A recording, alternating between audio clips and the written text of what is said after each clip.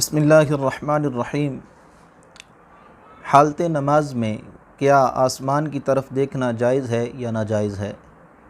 تو اس کے متعلق آقا کریم علیہ الصلاۃ والسلام کا ایک فرمان آپ کے سامنے رکھتا ہوں، جس کے اندر آقا کریم علیہ الصلاۃ والسلام نے بہت ہی سخت الفاظ کے ساتھ اس سے منع فرمایا ہے۔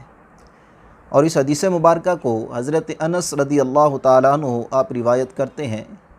بخاری شریف کے صفحہ نمبر 103 پر یہ حدیث مبارکہ موجود ہے۔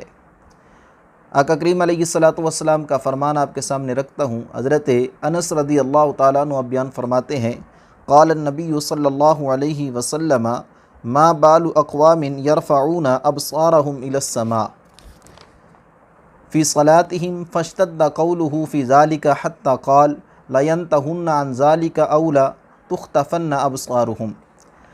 حدیث پاک کا مفہوم یہ ہے کہ آقا کریم علیہ الصلاۃ والسلام نے ارشاد فرمایا کہ ایسے لوگوں کا کیا حال ہے جو حالت نماز میں اپنی آنکھیں آسمان کی طرف اٹھاتے ہیں، یعنی کہ نماز کی حالت میں نماز پڑھتے ہوئے اپنی آنکھوں کو آسمان کی طرف اٹھاتے ہیں۔